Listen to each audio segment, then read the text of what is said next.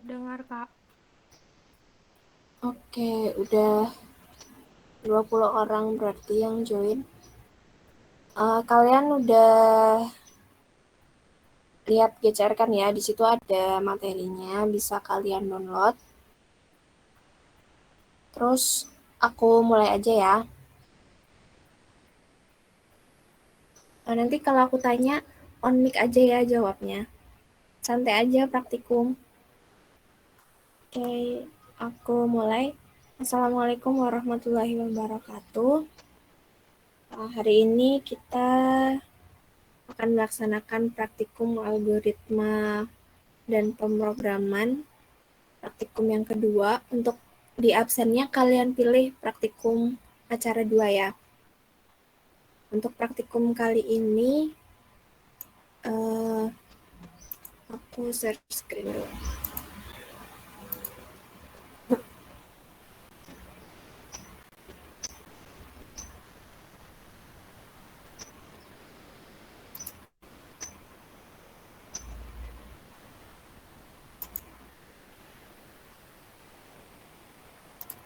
Udah kelihatan kan share screen-nya? Udah, Kak. Oke, untuk praktikum kali ini kita bakal bahas 2 modul. Modul 1 sama modul 2. Nah, karena praktikum kita jadinya daring, kan kita pakainya softwarenya Dev C++ ya. Nah, kalau misalkan kita kemarin jadi luring tuh pakainya Turbo C++, makanya di modul 1 ini tuh adanya pengenalan Turbo C++. Tapi nanti aku bakal kasih sedikit penjelasan tentang Dev C++ itu gimana. Sebenarnya nggak beda jauh, sama-sama pakai bahasa C aja sih. Sama-sama pakai bahasa C++, cuma tampilannya beda dikit. Nah, untuk modul yang pertama tuh pengenalan Turbo C++. Tujuannya, mahasiswa diharapkan dapat yang pertama mengenal lingkungan salah satu compiler bahasa pemrograman C, yaitu Turbo C++. Dua, menggunakan compiler tersebut untuk menyelesaikan kasus sederhana. Terus berikutnya dasar teorinya. Algoritma adalah urutan aksi-aksi yang dinyatakan dengan jelas dan tidak rancu untuk memecahkan suatu masalah dalam rentang waktu tertentu. Nah, setiap aksi tersebut dapat dikerjakan dan mempunyai efek tertentu. Algoritma dapat dituliskan dengan banyak cara. Bisa pakai bahasa kita sehari-hari, simbol grafik bagan air, sampai dengan menggunakan bahasa pemrograman. Salah satunya itu bahasa C atau C++. Nah, kalau kita ngomongin C++ tuh kita nggak bisa lepas dari C gitu. Karena sebelum bahasa C++ muncul, yang muncul duluan itu bahasa C. Nah, pencipta bahasa C itu Brian W. Kernighan dan Dennis M. Partridge pada sekitar tahun 1972. Dan sekitar satu dekade setelahnya diciptakanlah bahasa C++ oleh ini pada tahun 1983. Nah, C++ ini cukup kompatibel dengan bahasa pendahulunya C. Pada mulanya, C++ ini disebut a better C. Namun, C++ sendiri diberikan nama C++ sendiri itu diberikan oleh Rick Masciti pada tahun 1983 yang berasal dari operator increment pada bahasa C. Keistimewaan yang sangat berarti dari C++ ini adalah karena bahasa ini mendukung pemrograman yang berorientasi objek. Nah, karena kita pakainya softwarenya tuh Dev C++, jadi kita lewatin yang lingkungan Turbo C++, kita langsung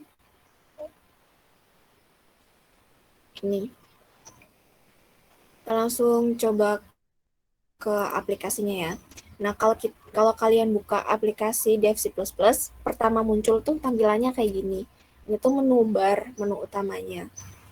Nah, terus kalau misalkan kalian mau ngetik sintaksnya, itu kalian pilih file, new. Kalau misalkan kalian belum punya lembar kerjanya. Kalau misalkan kalian udah pernah buat sebelumnya, ya klik open aja apa yang mau kalian buka. Nah, ini kalau misalkan baru banget, itu klik new, terus pilih yang search file. Nah, di sini tuh ada nama lembar kerja kita. Biasanya kalau belum di-save, itu namanya kayak gini. Nah, di sini kita bisa nulisin sintaks dari program tersebut. Terus untuk biasanya kalau kita bikin program kan sebelum kita run harus di-compile dulu. Biar kita tahu itu tuh ada warning atau error atau enggak. Nah, kalau misalkan di software Dev C++ ini, kalau mau compile, kita ke menu bar yang execute, terus pilih compile. Nah, biasanya kalau misalkan lembar kerja ini belum kita save, pas kita klik compile, itu tuh suruh nge-save dulu. Ini belum, nah, ini kan suruh nge-save save as dulu, terus nanti baru kita compile lagi. Nggak ada bedanya. Terus run juga ada di sini. Jadi setelah kita compile, terus kalau misalnya udah nggak ada error ataupun warning, kita tinggal run aja di sini. Ada di execute juga. Kalau mau save, bisa lewat sini nih. Ini save atau save all. Kalau misalkan save all, itu tuh kita nge-save semua lembar kerja yang ada. Jadi misalkan ini lembar kerja pertama ya. Terus kalian bikin lagi nih baru 2. Kan ada 2 nih. Nah, kalau kalian pencet save, berarti yang akan ke save itu cuma lembar kerja yang aktif aja. Yang ini berarti, yang titel 2. Nah, kalau misalkan kalian pilihnya save all, berarti nanti ini bakal ke save semua dalam satu folder tuh. Sini, 2 lembar kerja ini.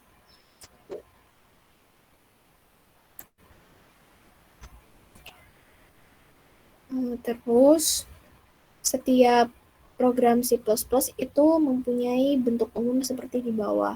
Yang pertama tuh ada preprocessor direktif. Terus bawahnya ada quit main atau fungsi utamanya. Terus di dalam fungsi itu tuh ada batang tubuh program utamanya. Nah, yang pertama itu penjelasan tentang include. Include itu ada merupakan salah satu pengarah atau preprocessor direktif yang tersedia pada C++. Preprocessor selalu dijalankan terlebih dahulu pada saat proses kompilasi terjadi. Bentuk umumnya tuh kayak gini. Ini berarti yang paling awal banget kalau kita misalkan ngetik algoritma tuh, kita klik pagar, include, terus dalamnya tuh nama filenya itu pakai ini. Mau pakai IOStream atau Conio atau Iomanip atau Math, tergantung kita mau bikin program tentang apa. Nah, ini tuh tidak diakhiri dengan tanda semikolon, karena bentuk tersebut bukanlah suatu bentuk pernyataan. Jadi, kayak gini aja terus enter gitu, nggak ada tanda semikolon. Atau kan semikolon yang titik terus koma gitu. Nah, baris tersebut menginstruksikan kepada compiler yang menyisipkan file lain, dalam hal ini file yang berakhiran dengan .h atau file header, yaitu file yang berisi suatu deklarasi. Contohnya kalau kalian pakai preprocessornya tuh include terus dalamnya IOStream, berarti diperlukan pada program yang melibatkan objek cout. Jadi kalau misalkan di program kalian di sini batang tubuhnya tuh ada kalian nulis cout gitu, berarti di atas di preprocessornya itu kalian harus masukin IOStream ini. Terus kalau misalkan pakai Conio, berarti itu diperlukan bila kalian melibatkan plain screen atau perintah untuk menghapus layar. Terus kalau misalkan iomanip itu diperlukan bila melibatkan steo atau bermanfaat untuk mengatur lebar dari suatu tampilan data. Jadi misalnya kan bikin suatu program nampilin data gitu banyak, terus ada jarak per datanya, berarti pakai ini. Terus kalau math.h berarti diperlukan pada program yang menggunakan operasi ini, SQRT, yang bermanfaat untuk operasi kuadrat pada matematika. Tapi itu kalau misalkan kita kan pakainya dev C++ nih. Nah, IOStream-nya tuh nggak pakai .h belakangnya. Jadi cuma include IOStream gitu doang. Soalnya nanti kalau .h tuh error. Terus yang kedua itu ada fungsi main, fungsi utama. Fungsi ini tuh menjadi awal dan akhir dari eksekusi program C++. Main adalah nama judul fungsi. Jadi tuh tadi kan ini ada void main, bisa jadi nanti ada integer main kayak gitu. Nah, melihat dari bentuknya ini, kita bisa mengambil kesimpulan bahwa suatu batang tubuh program utama itu ada dalam suatu fungsi utama itu. Jadi bisa dipastikan kalau misalnya kita bikin suatu program, maka minimal kita pakai sebuah fungsi. Terus selanjutnya ada komentar. Komentar tidak pernah dikompil oleh compiler. Dalam C++ terdapat dua jenis komentar, yaitu yang pertama, kalau kalian nulis komentarnya pakai slash terus bintang, terus di dalamnya kalian kasih komentar. Nah, kalau komentar ini tuh yang diletakkan dalam tanda ini, slash sama bintang ini, itu bisa mengapit lebih dari satu baris. Jadi misalnya komentar kalian paragraf itu panjang, nah pakainya yang jenis satu. Tapi kalau misalkan pakai tandanya slash 2 doang gini, terus komentarnya tuh di sebelah sininya, nah itu hanya bisa per baris aja komentarnya, nggak panjang. Contohnya kayak gini nih, ini slash header, ini tuh komentar. Kan cuma sebaris doang, ini juga. Ini komentar. Jadi dia tuh nggak akan dikompil sama compilernya. Nah, terus selanjutnya ada tanda semikolon. Tanda semikolon tuh kayak gini bentuknya. Nah, tanda ini digunakan untuk mengakhiri sebuah pernyataan. Setiap pernyataan harus diakhiri dengan sebuah tanda semikolon ini.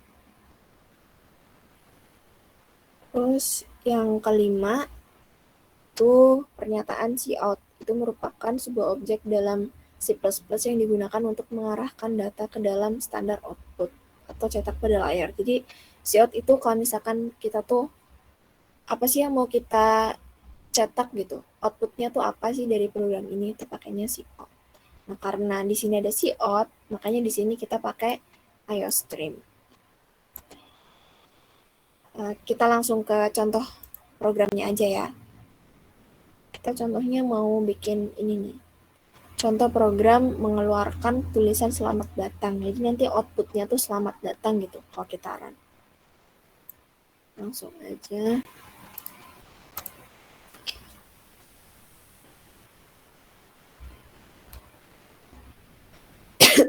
Kalian bisa ini pakai laptop kan, bisa sambil nyoba sendiri, sambil dengerin aku, sambil nyoba di aplikasi kalian sendiri. Aplikasinya nggak terlalu berat kok, jadi kalau dibuka bareng-bareng aman, nggak nge-lag.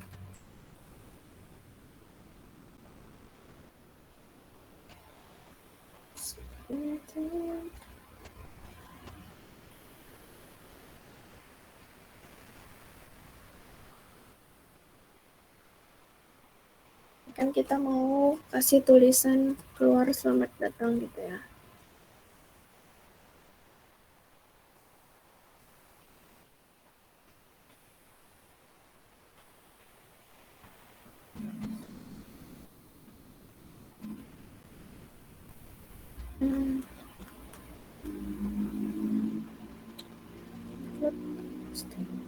Kalau misalnya kita pakai aplikasinya Turbo C++, di sini tuh ada iostream.h. Tapi kalau misalkan pakai Dev C++ tuh nggak ada H-nya.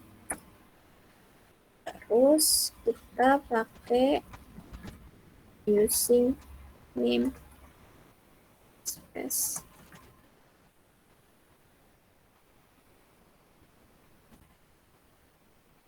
Nah, ini gunanya apa?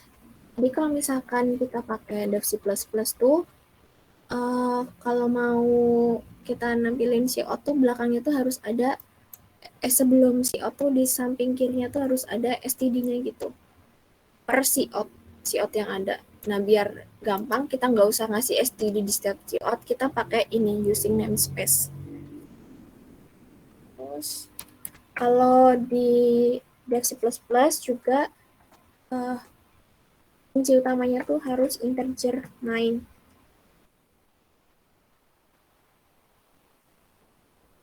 Terus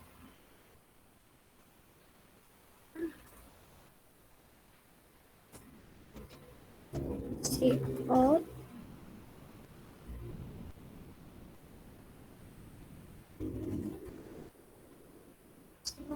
datang.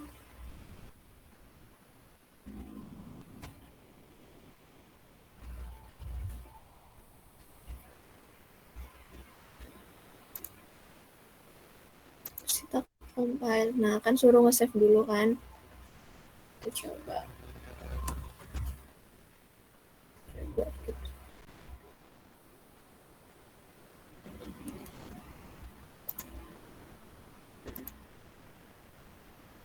Lagi compile. Nah, di sini errornya 0, warningnya 0. Coba kalau kita run hasilnya. Nah, pas di run keluarkan tulisan selamat datang. Gitu.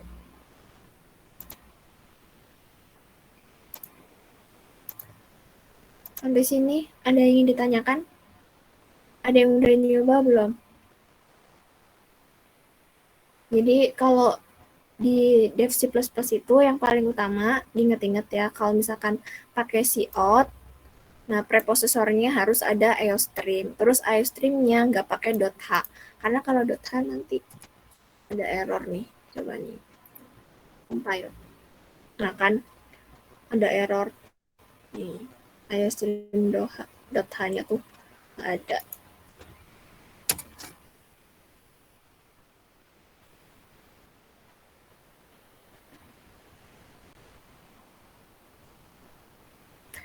Nah terus harus pakai ini juga, using name std. Biar nanti kalian nggak naro setiap di cout tuh di sini std gitu terus klik 2 kayak gitu. Kan ribet ya kalau cout-nya banyak. Makanya di sini pakai using namespace std. Terus fungsi utamanya harus integer main kalau pakai Dev C++. Sampai sini ada yang ingin ditanyakan teman-teman? Aku kecepatan nggak? Kalau kecepatan bilang aja. Gimana? Ada yang ditanyakan? Ada yang udah nyoba belum? Kak, Coba dibuka. Kenapa? abis di run nggak muncul selamat datang. Kamu juga selamat datang. Coba kamu share screen bisa? Oh iya Kak, baru muncul. Loadingnya agak lama ya. Iya, Oke. Habis ini ada yang ingin ditanyakan nggak? Paham nggak?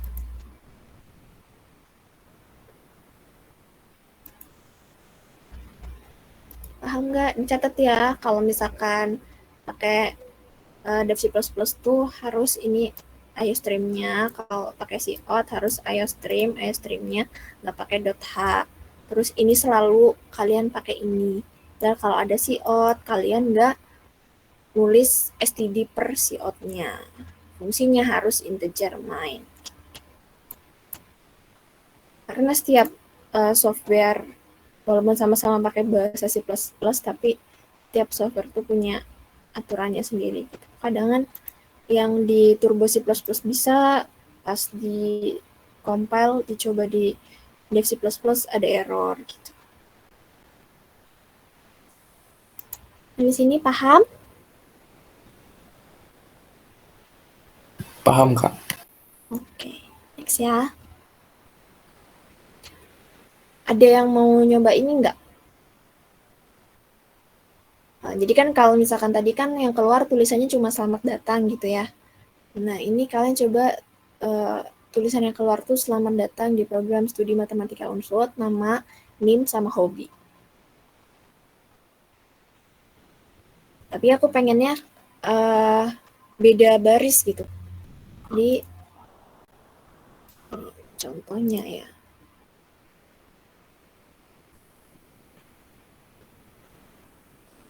Aku contohin kalau misalkan kalian pengen ganti baris itu bisa pakai /n.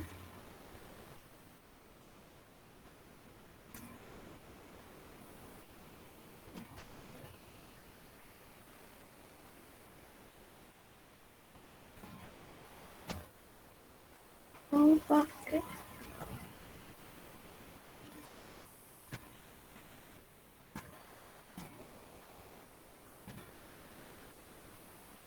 Mana nih?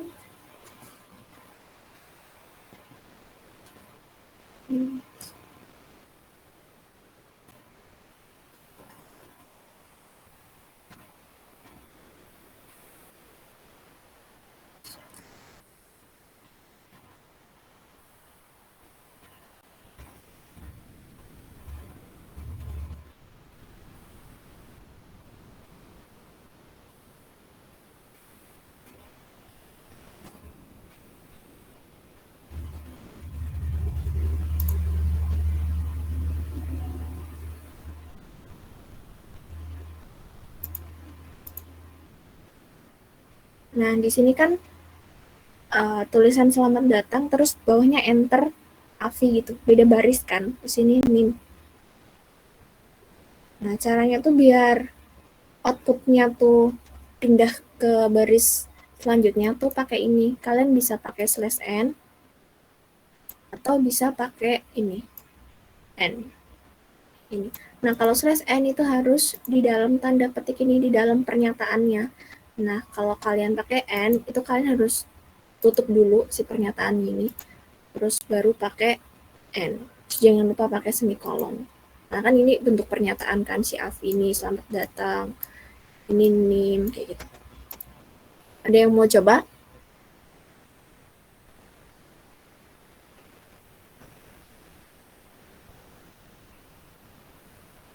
Ada yang mau coba? Coba share screen.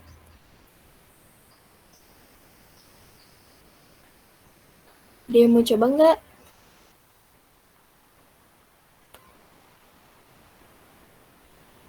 Paham nggak teman-teman? Kalau nggak, yaudah coba deh di laptop kalian masing-masing. Coba sendiri.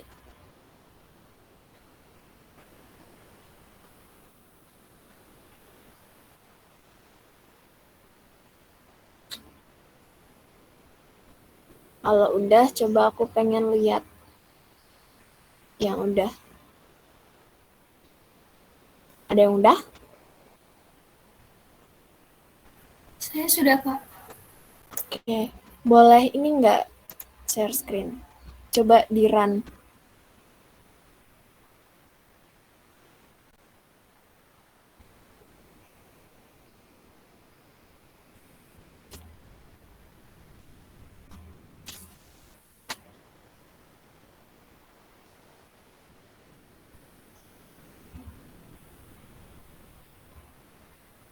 Coba di close dulu.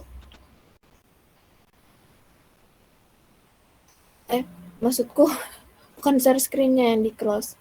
Apanya run-nya di close, terus kamu buka share screen aplikasinya, terus kamu coba run. Paham nggak?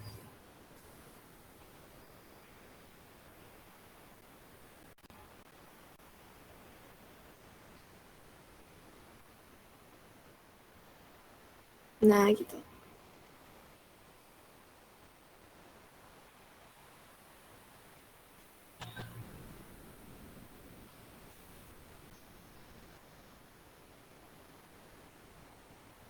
Ya, di compile kan udah 0, terus di run.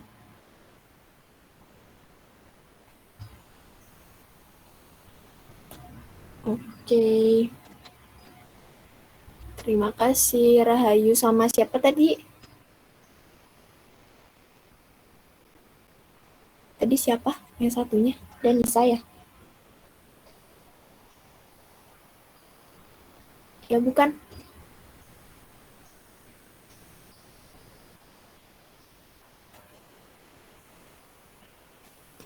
Lanjut ya, berarti udah paham ya.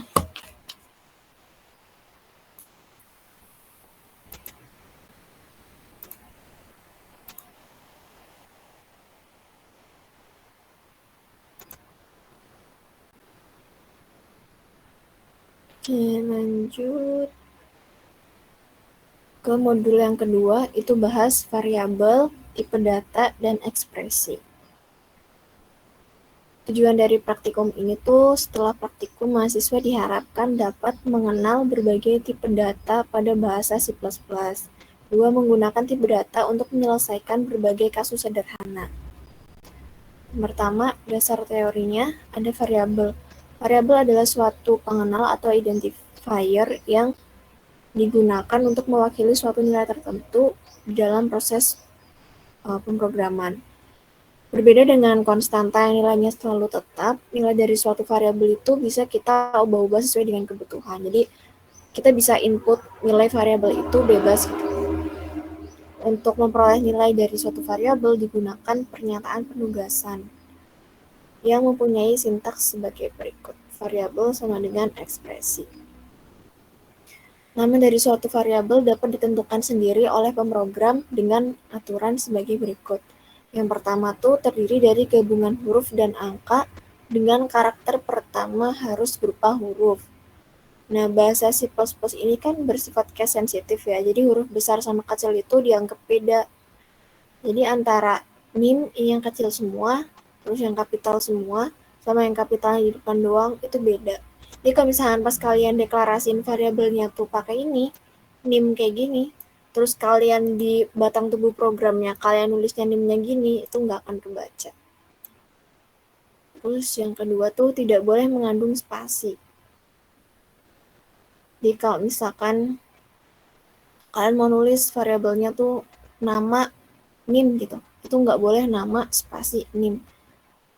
Nah, pakai tanda penghubungnya itu nggak boleh pakai tanda khusus juga, nggak boleh pakai tanda-tanda yang khusus kayak gini, tapi bolehnya pakai underscore. Jadi nama underscore NIM kayak gitu, boleh bisa. Terus panjangnya bebas, tetapi hanya 32 karakter pertama yang dipakai. Jadi misalkan kalian pengen bikin suatu variabel pakai deskripsi apa gitu yang panjang, boleh aja, gak ada batasnya, cuma yang dipakai cuma 32 karakter pertama. Ini contoh penamaan variabel yang benar. Ini kapital semua boleh, cuma satu huruf kayak gini juga boleh. Terus ini nama underscore pakainya, penghubungnya kayak gini boleh. Terus ada angkanya juga boleh, asalkan huruf pertamanya tuh pakai huruf. Terus ini contoh penamaan yang salah, di sini pakai tanda persen ya, salah. Ini huruf pertamanya tuh pakai angka, salah. Sini pakai penghubungnya kayak gini, salah. Terus ini ada spasinya, ini ada tanda serunya, itu salah ya. Terus yang kedua ada deklarasi. Deklarasi ini diperlukan bila kita menggunakan pengenal atau identifier dalam program. Nah, identifier ini dapat berupa suatu variabel, konstanta, atau fungsi. Bentuk umum dari deklarasi variabel itu nama, underscore, tipenya, underscore variabelnya. Contohnya, ini tipenya tuh integer gitu. Terus nama variabelnya tuh X.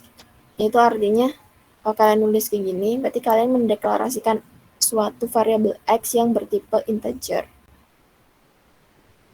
Kalau jadi berarti kalian deklarasiin variabel yang bertipe char, berarti float gitu. Double beta. Terus nanti di bawah kalian bakal tahu kok tipe ini tuh integer itu apa, char itu apa, float itu apa.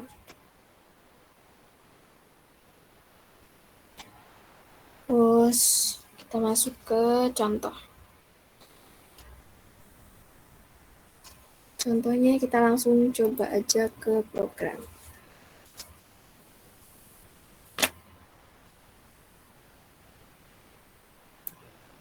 Integer.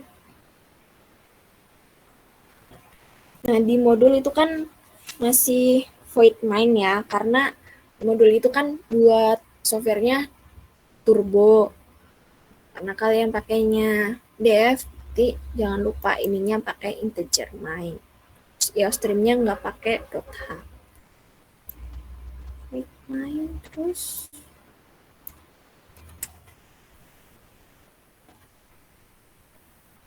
Integer.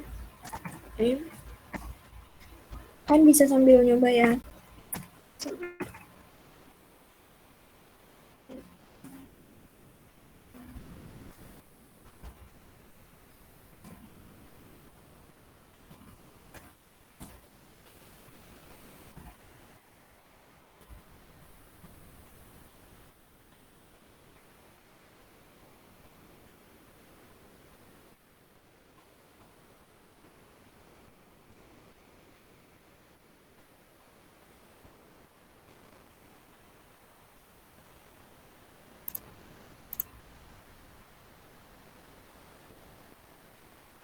L sama warnanya 0, terus coba kita run.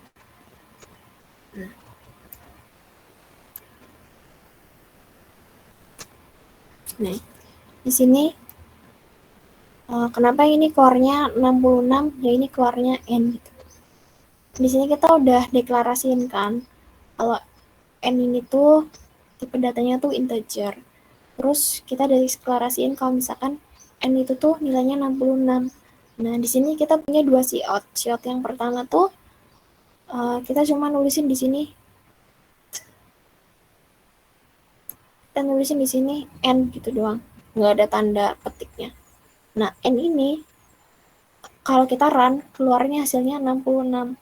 Kenapa? Karena N di sini kita anggap sebagai variabelnya. Jadi, yang bakal keluar, karena ini dianggap variabel, ya yang bakal keluar nilai dari variabelnya, itu 66. Nah, terus syarat yang kedua, itu N ini tuh kita baca sebagai suatu karakter gitu. Ini kan melambangkan pernyataan kan. Jadi yang keluar ya kayak yang tadi, yang selamat datang kan, tulisannya, yang keluar tulisan selamat datang. Nah, karena ini kita tulisannya cuma satu karakter doang, satu huruf N, ya yang keluar cuma N. Jadi kalau kita mau si out-nya tuh mau ngeluarin value-nya, mau ngeluarin angkanya, N itu tuh variabel nilainya berapa sih? Gitu. Nggak pakai tanda petik. Kalau pakai tanda petik, itu keluarnya pernyataannya. Ini yang kalau di tanda petik, yang bakal keluar waktu di run, ya yang di dalam tanda petik itu tulisan apa.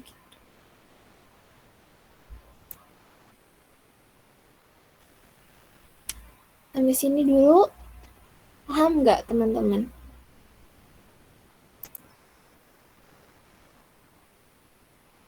Ada yang ingin ditanyakan? Kak mau tanya. Yes. Siapa? Itu yang di code, kok Yang bisa mana? ke kanan itu pencet apa ya, Kak? Oh, ini bisa ke Iya. kanan. Iya. Tap aja. Yang code. Yang mana? Ini. Yang code. Ciot. Iya. Tap Iya. aja. Tap. Tap. Oh, iya. Makasih, Kak. Sama-sama. Selain itu, udah paham? Ada yang ditanyakan lagi?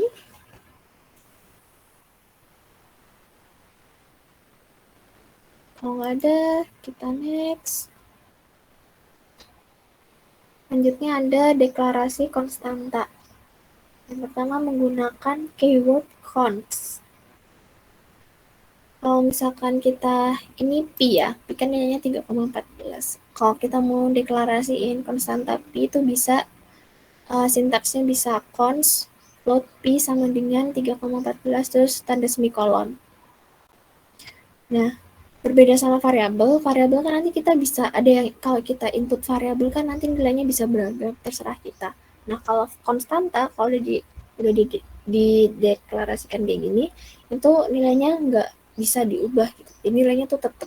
Ini kan nilainya selalu 3,14 kan. Nah, ini cara yang pertama, kayak gini sintaksnya. Cara yang kedua, kita bisa pakai preposesor ini. Tanda pagar kan ini buat preposesor ya. Pakai define di 3,14. Nah, keuntungan kita pakai define itu apabila dibandingkan dengan const itu kecepatan kompilasinya. Karena sebelum kompilasinya dilaksanakan kan compiler tuh pertama kali mencari tombol define karena dia tuh merupakan preposesornya.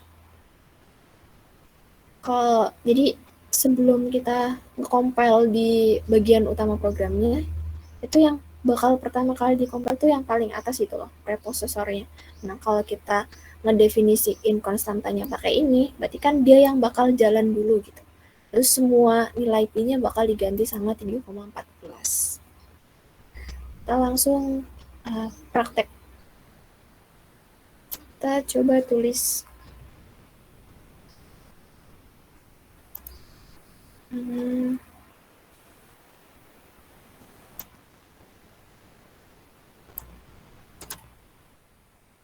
Coba pakai yang cara pertama dulu ya. Const I sama dengan 3, komanya pakai titik ya kalau di program kayak gini. Terus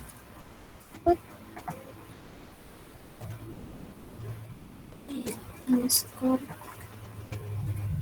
jari terus enggak ada pilih.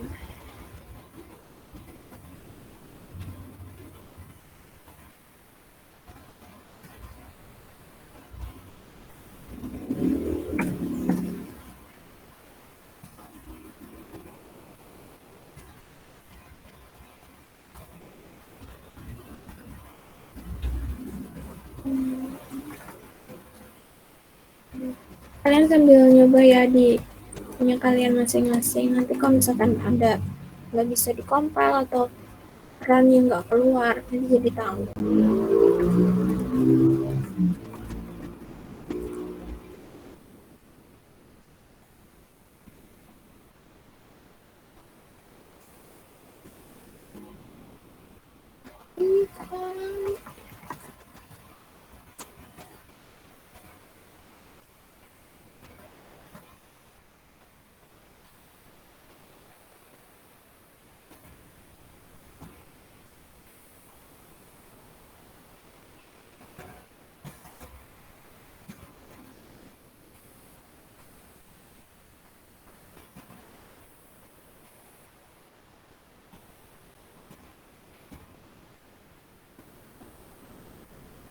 Ini juga bisa kita copy ya, kalau kalian mau copy paste.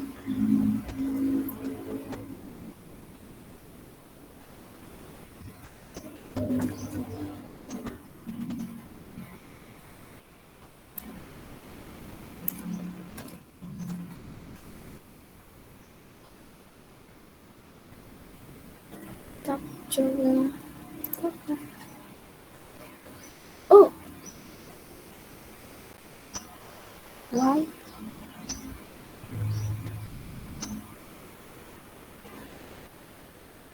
Oh, kurang I.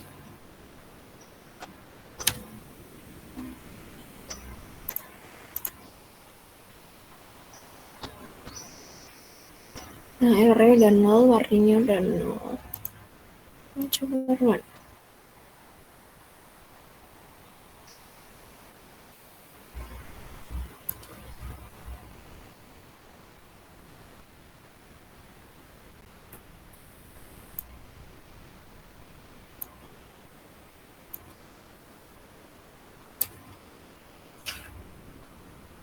Nah, di sini kita coba bikin program nyari luas lingkaran dan keliling lingkaran dengan tipe datanya tuh float ya.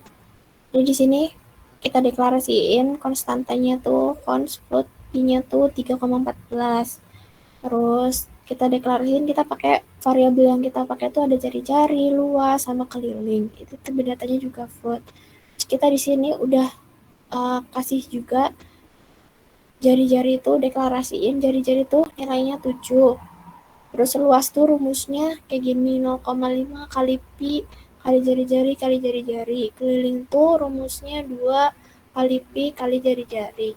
Terus si out-nya itu kita kasih pernyataan luas lingkaran sama dengan, nah di sebelahnya, di sebelah nanti keluar tulisan luas lingkaran sama dengan, itu tuh merupakan hasil dari si luas ini. Hasil dari variabel luas ini tuh rumusnya ini kan. Nah, keluarnya tuh 76,93. Nanti si out lagi keliling lingkaran. Ini pindah baris ya karena kita pakai ini n sama dengan di sini keliling. Ini manggil value-nya, hasilnya dari keliling itu tuh berapa. Sampai sini ada yang ditanyakan? Ini kalau kita pakai yang cara pertama buat definisiinnya.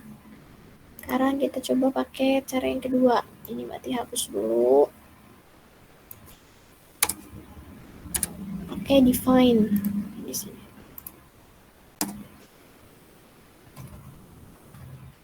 Define Jangan lupa ya, ini variabel yang kita pakai tuh harus sama di setiap kita penulisannya. Kayak tadi kan aku ini jari-jari kurang i aja kan, langsung muncul errornya kan. I-nya itu 3,14. Jangan lupa kalau kita udah ganti di dalam sini tuh, jangan lupa di compile lagi. Nah, errornya 0, varinya 0. Coba run. Nah, ketemu. Jawabannya juga tetap sama. Jadi bebas kalian mau pakai define atau mau pakai yang tadi di sini di dalam batang tubuh programnya, pakai const, float gitu. Dan di sini ada yang ingin ditanyakan teman-teman? Paham nggak? Nanti abis ini kita belajar float tuh apa sih? Kok bisa tipe datanya float tuh dari mana gitu. Habis ini ada yang ditanyakan? Nggak ada? Paham? Gimana teman-teman? Apa masih nyoba?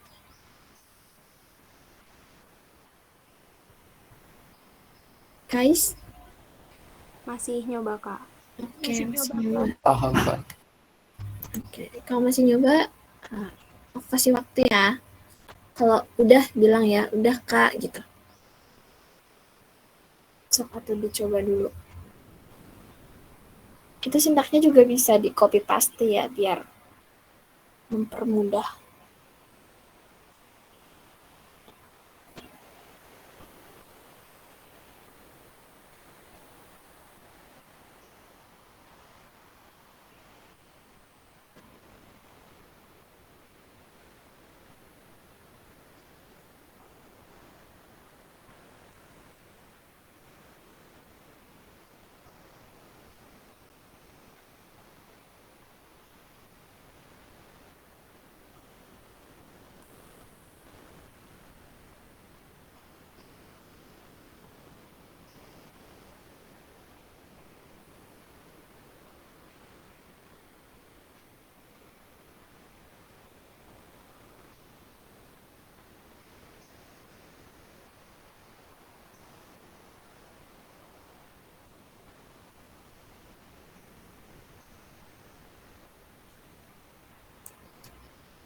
Jangan lupa nanti ada post test ya.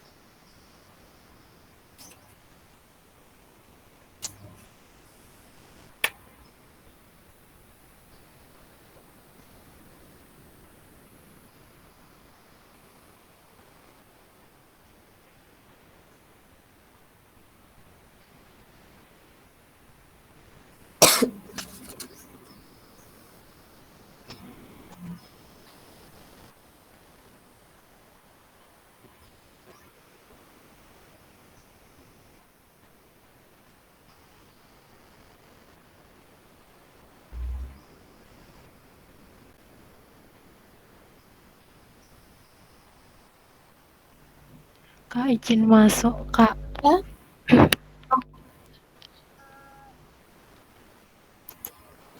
Kenapa? Aku kan nyoba yang tadi yang cara pertama yang cons itu kan, tapi kok masih belum bisa di-run ya? Pas di compile ada error warning. Yes, tapi ini error only construction tag member in. Coba share screen. Coba di share screen kita lihat bareng-bareng.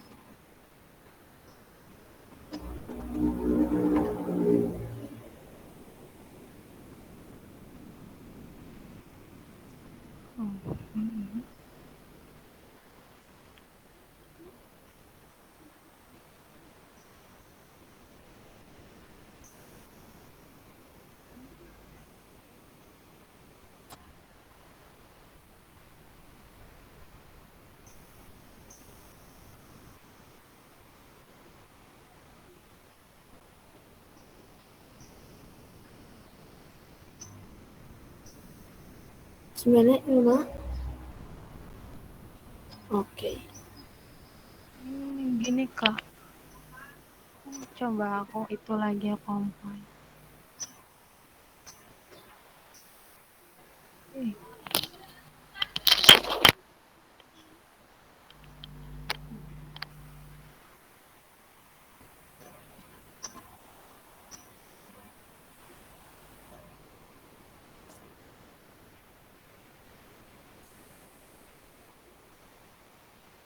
Lagi processing compile.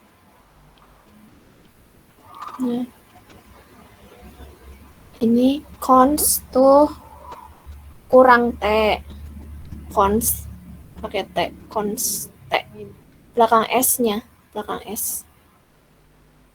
Nah, terus jangan dikompil dulu. Ini nih yang di bawah tuh yang luas.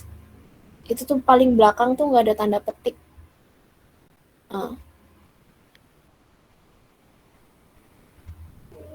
Itu keliling juga belakang sendiri nggak ada tanda petik.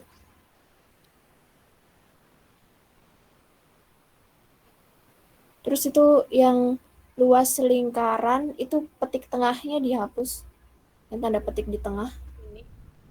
Yang di tengah, yang sebelahnya ya itu hapus. Itu yang lingkaran bawah juga dihapus. Itu tanda sama dengan kan ya sebelahnya. Luas lingkaran sama dengan. Iya Kak. Udah coba compile lagi.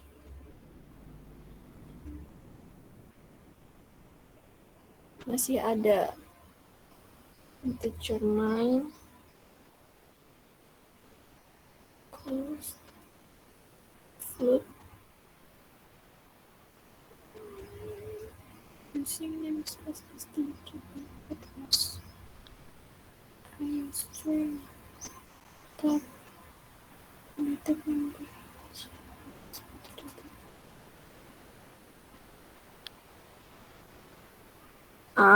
Sebelah integer main nggak ada tanda semikolon. Nah, semikolonnya hapus. Coba compile.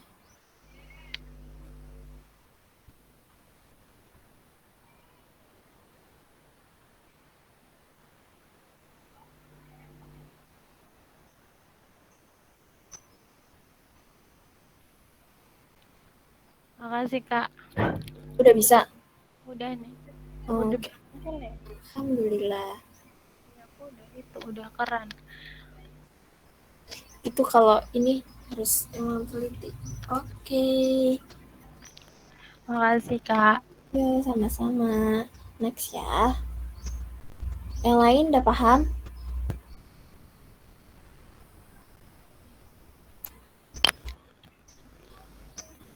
Kita lanjutkan ya.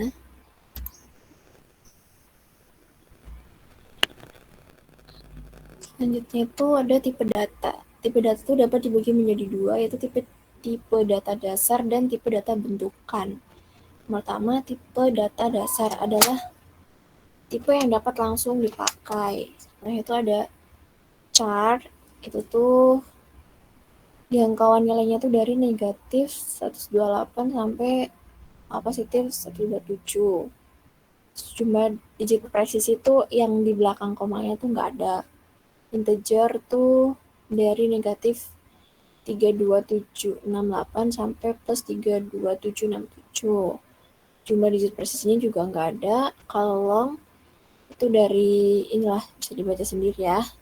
Terus float itu dari 3,4 kali 10 pangkat min 38 sampai 3,4 kali 10 pangkat 38. Nah, digit presisinya tuh 6 sampai 7. Berarti angka di belakang komanya tuh bisa sampai 6 sampai 7 angka.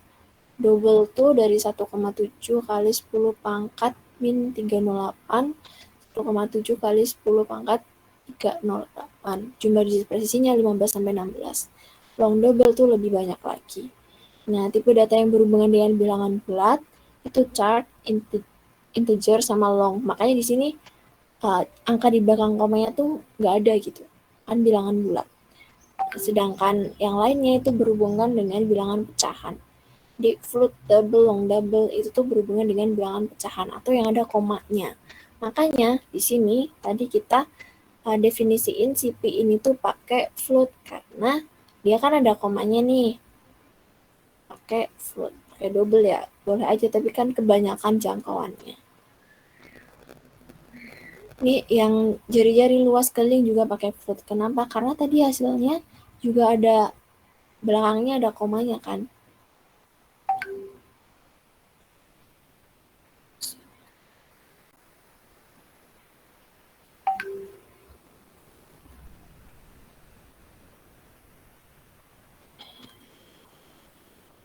Terus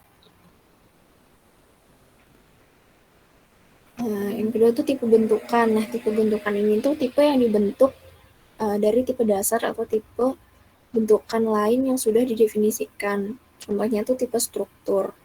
Struktur terdiri dari data yang disebut field. Field ini digabungkan menjadi satu tujuan untuk kemudahan dalam operasi. Selanjutnya ada karakter dan string literal. String adalah gabungan dari karakter. Jadi kalau misalkan karakter tuh cuma satu huruf doang gitu, B, A, kayak gitu. Nah, kalau bentuk jadi suatu kata, itu tuh namanya string. Terus panjang string, itu kalau kita mau menghitung panjang string, kita tuh pakai sintaksnya tuh gini, strlen. Itu nama fungsi untuk menghitung panjang string. Fungsi ini dideklarasikan dalam file string.h. Jadi bila kita ingin menggunakan fungsi ini buat menghitung panjang suatu string, itu di preprosesornya tuh kita pakai string.h. Sebentar ya.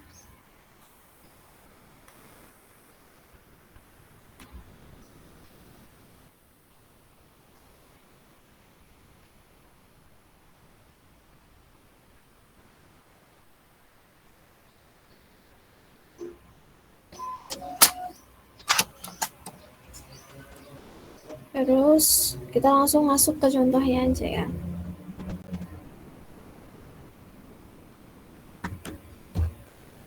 Ini.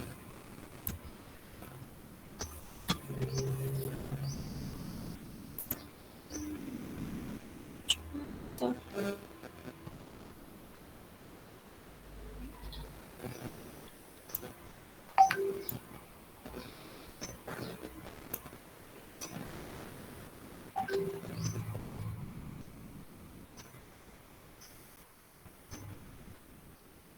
Pakai string.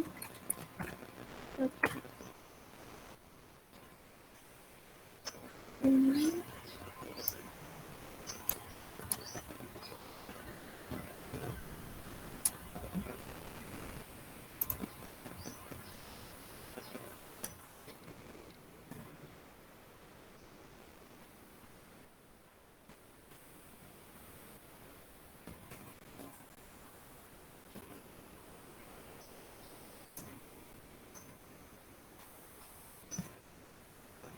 Kalian sambil coba ya.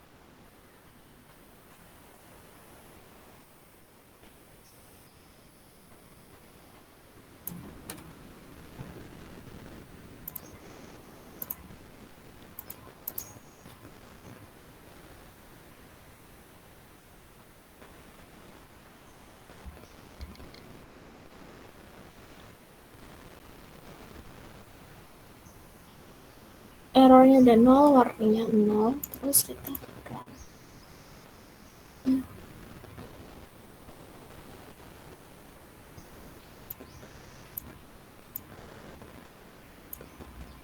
Nah, di situ gunanya fungsi ini tuh buat ngitung berapa panjang string atau banyaknya karakter yang ada di dalam sini tuh ada berapa. Yang pertama tuh ada 14. Tulisan selamat tuh ada berapa? 7. Terus pagi 14. Terus spasi 12, 13. Terus slash n ini dihitung satu karakter, makanya 14. Terus yang kedua, siot yang kedua kan slash n-nya nggak ada, makanya 13. Terus yang siot ketiga itu kan cuma tulisan selamat gitu doang kan. Ini kan ada 7 huruf, 7 karakter, makanya panjang stringnya 7. Terus yang ini 1 kan cuma ada tulisan S doang. Terus yang ini 0 kan nggak ada spasi, nggak ada apa. Nah, kalau kita pakai fungsi ini, di sini harus ada string. Kenapa di sini .h? Karena programnya gitu. Coba kalau misalkan kita nggak pakai .h gitu ya. Error nggak kira-kira? Kayaknya sih error. Nah, ada errornya. Jadi yang nggak pakai h tuh cuma kayak streamnya doang ya. Yang lain tuh pakai kayak mat, terus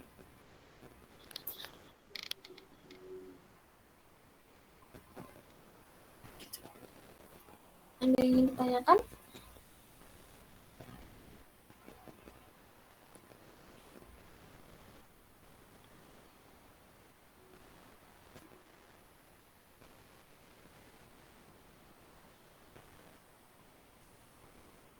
Apakah ada yang ingin ditanyakan?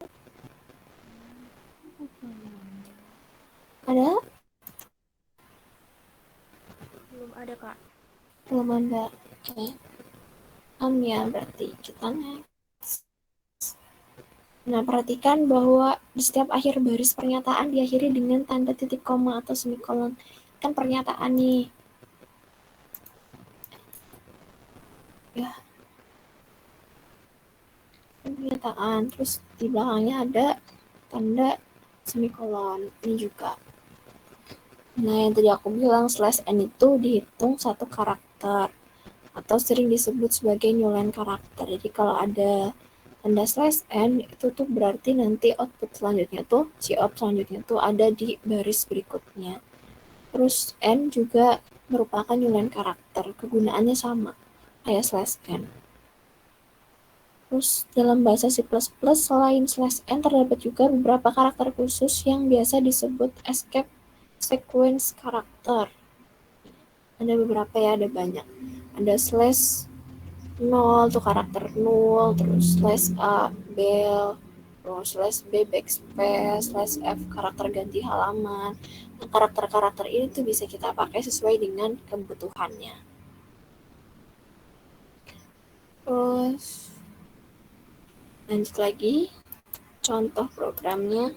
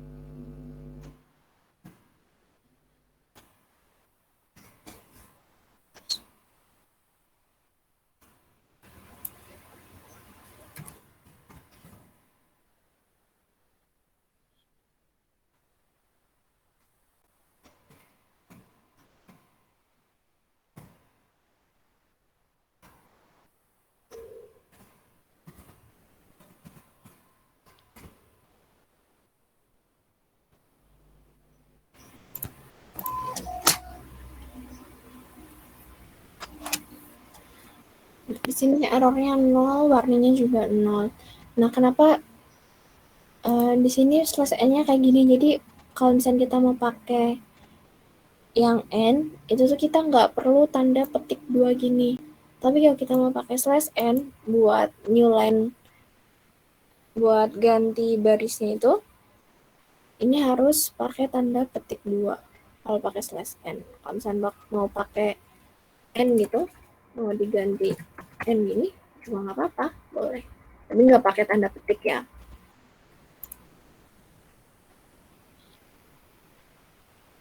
Kan sama errornya 0, warningnya 0. Terus kita coba run. Nah, di sini ada yang aneh nggak? Kalian melihat ada keanehan nggak dari hasilnya? Kok?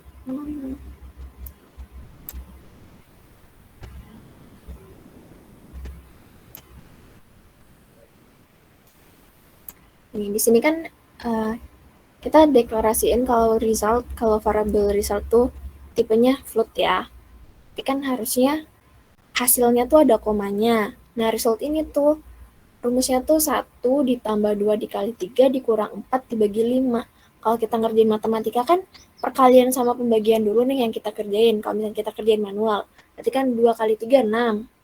6 ditambah 1, 7. Terus yang ini 4 dibagi 5 kan 0,8 ya. 7 dikurangi 0,8, hasilnya kan harusnya 6,2. Kok di sini hasilnya 7? Kenapa? Ada yang tahu nggak? Kenapa hasilnya 7 sih gitu? Padahal kan kita udah definisi ini kalau misalkan harusnya result itu tuh float gitu. Jadi kalau hasilnya koma ya harusnya muncul. Kenapa di sini pas di run munculnya 7? Ada yang tahu?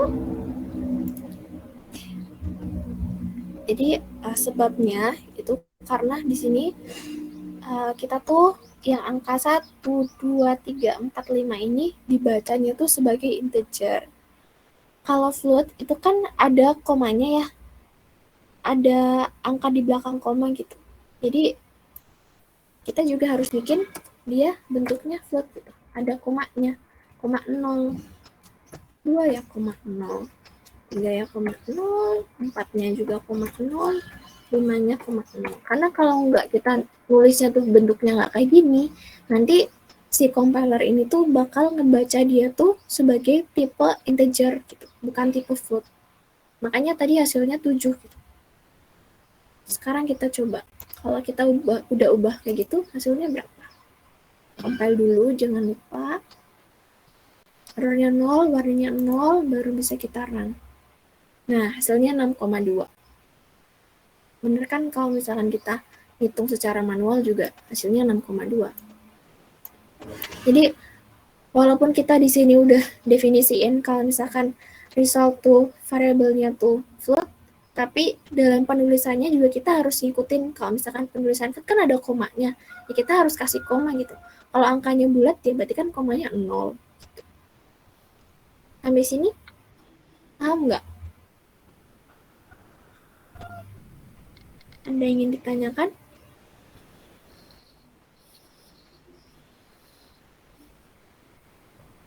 Gimana teman-teman? Apakah sudah paham? Paham, Kak. Oke. Lagi, satu lagi. Coba yang bawahnya.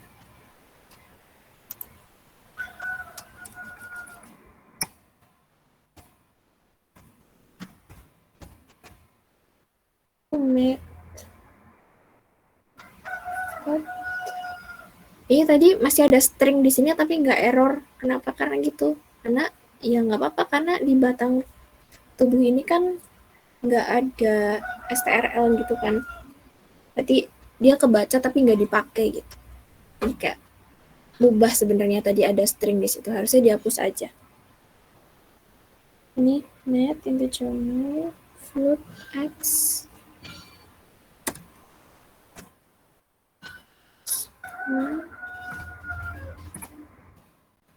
Maybe so.